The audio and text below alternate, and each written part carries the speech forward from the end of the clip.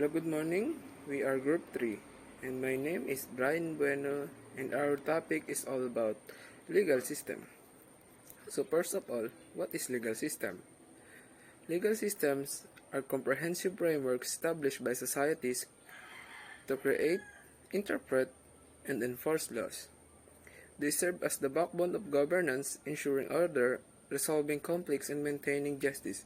Kumbaga, itong legal system natin, nagsisilbi siyang gulugod ng pamamahala, nagtitiyak ng kaayusan at paglutas ng mga salungatan at pagpapanatili ng mga katarungan.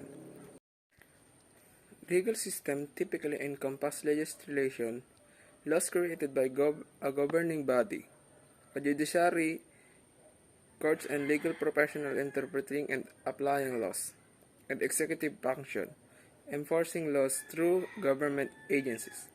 Ang mga legal na sistema ay karaniwang sumasaklaw sa mga batas.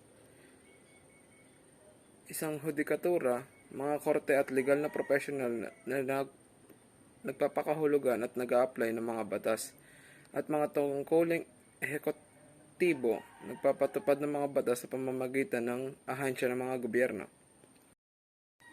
This system can vary globally influenced by a cultural, historical, and political factors, leading to different legal tradition and structure across countries and regions.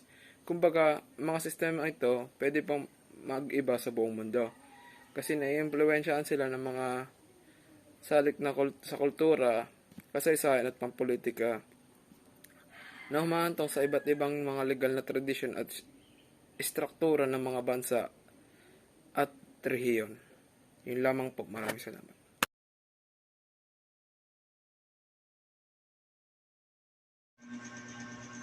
What is legal systems?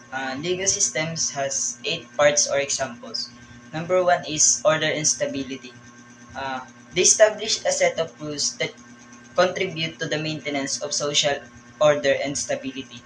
So, yung order and stability, sila yung part ng governance kung saan nagpro-provide ng rules upang mapanatili na maayos yung isang society. Number 2, dispute resolution.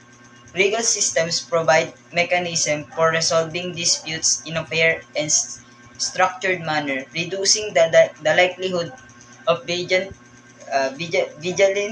vigilantism or personal vendettas. Yung dispute resolution, sila naman yung part ng governance na nagbibigay ng action sa mga maliliit na kaguluhan or mga hindi pagkakaayos na may pantay na pagtrato or pagtingin sa mga nagkakagulo. Number 3, protection of rights.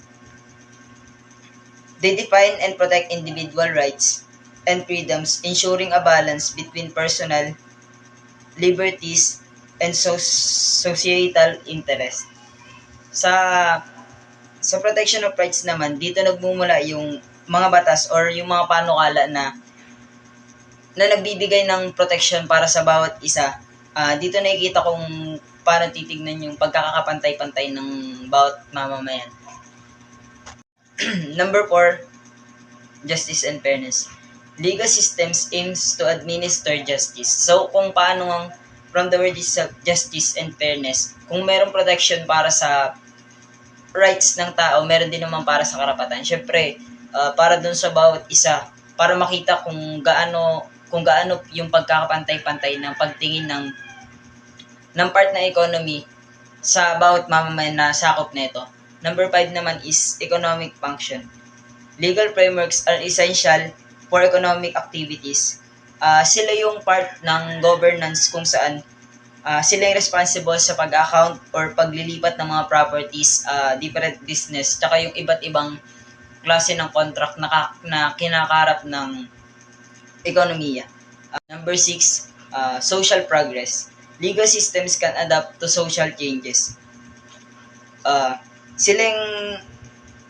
Ito yung part ng governance kung saan nagpre-prepare or handa na sumabay sa part ng pagbabago ng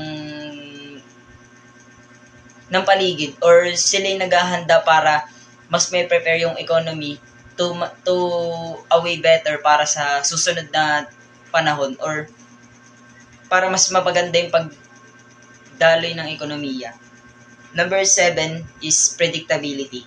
So ito isa siya pinaka-importanting bagay sa economy. So they create a predictable environment. So kailangan ng part ng ekonomiya ng isang predictable na mga mamamayan kung saan nakakapaghanda sila para sa mga bagay na darating para ma-prepare nila yung economy nila. And then last is human rights. Contributing to the protection of fundamental rights globally. So gaya nga ng nabanggit ko kanina, isa sa pinakamahalaga is yung human rights. Kung paano nila poprotektahan yung mamamayan, dahil kung yung mga mamamayan na to is hindi nila mapoprotektahan, which means wala ring mangyayari dun sa komunidad nila dahil yung mga tao na kailangan nilang protektahan is yun yung bumubuo ng komunidad kung saan kailangan nilang pahalagahan yung human rights. Legal systems can take various forms such as common law, civil law, and religious-based law. They are integral to shaping the behavior of individual and organization, ensuring a fair and just society. Understanding the nuances of legal system is crucial for individuals, businesses, and government to navigate and adhere to the rules of governing their interaction and conduct. Common law.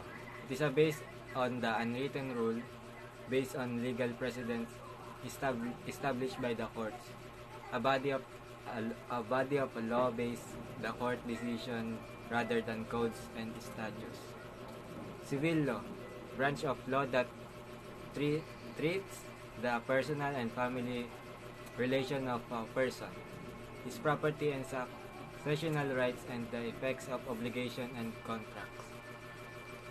Third, religious law is the morality, ethics, or rules that are taught by a given and religious tradition or doctrine. Different cultures and systems of government have varying degrees of consideration of influence from religious law. Fourth, customary law is the set of customs, practice, and beliefs that accepted as obligatory rules of conduct by a community. Customary law forms an intrinsic part of social economic systems and the way of life of indigenous peoples and local communities.